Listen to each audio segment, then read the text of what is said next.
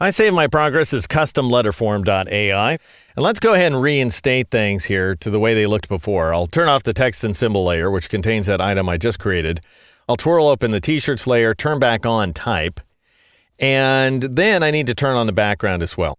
All right, so notice that the t-shirt is separated from its background by this kind of wiggly drop shadow, and that's a combination of a few dynamic effects working together. So let me show you how those are put together. Again, in the interest of transitioning from advanced type to advanced color, don't you know? And if you take a look at this t-shirts layer, if you're working along with me, if you've got it expanded, then you can scroll down a list a little bit and you'll see an FX item right there. So the topmost of the two FX items, there's copies of both of these because we have two artboards with the same things on them.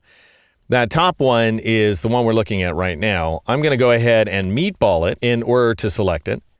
And then I'm going to go over to the appearance panel and notice that it's got a couple of effects applied to it, tweak and transform, and then we have an effect applied to the layer. So I'm going to get rid of those effects so I can create them for you here by going up to the flyout menu and choosing not clear appearance, which will get rid of everything. It'll get rid of all the fills and strokes, and you'll end up with nothing but your core path outline. What we want is reduce to basic appearance, which will keep the fill and stroke, get rid of the dynamic effects.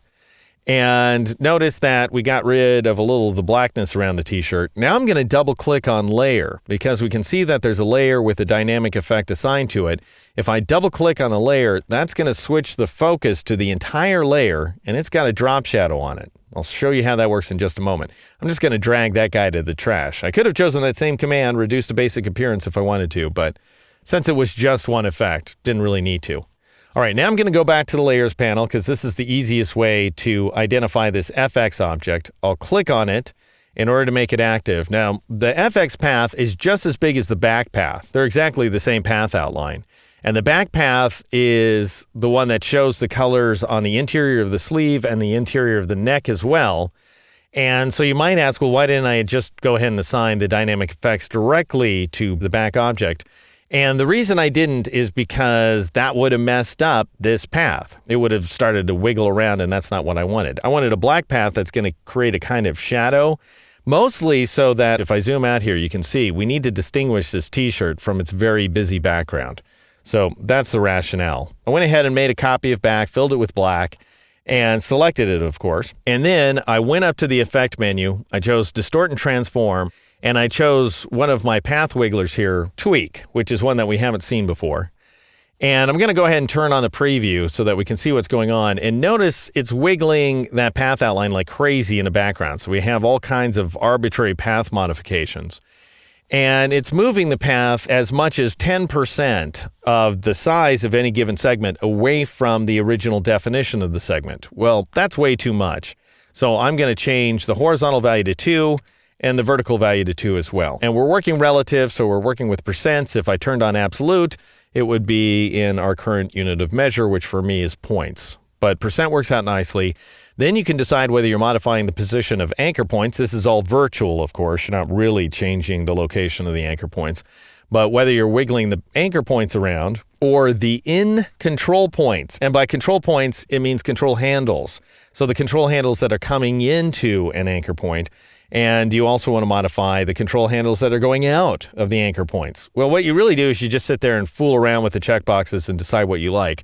I decided to let everything waver, so I've got all the checkboxes on, and I'll click OK. And the result is that we have just a few little bits and pieces of path outline wiggling out. You can see it most obviously up here in the neckline.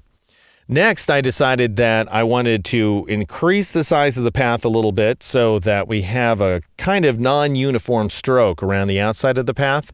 And I did that by going up to our old friend under the Effect menu, Distort and Transform, the Transform command. Again, if you load a D keys, that's Control-E, Command-E on the Mac. And I increased the scale values ever so slightly, 102 and 102. And you have to enter those values manually because there's no little link icon there. Turn on preview to see what you've done.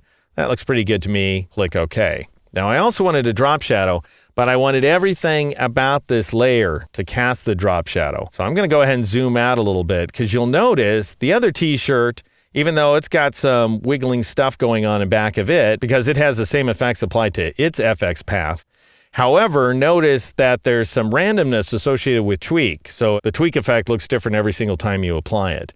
However, we have lost the drop shadow. And that's because I went ahead and applied the drop shadow to the entire layer, which is something you can do in Illustrator. Anything that Illustrator considers to be an object, which can be a path or a text object or a group or a sublayer or an entire layer, you can apply a dynamic effect to it. So what you do is you go ahead and meatball that layer. So you click on its meatball there in a layers panel to identify the layer.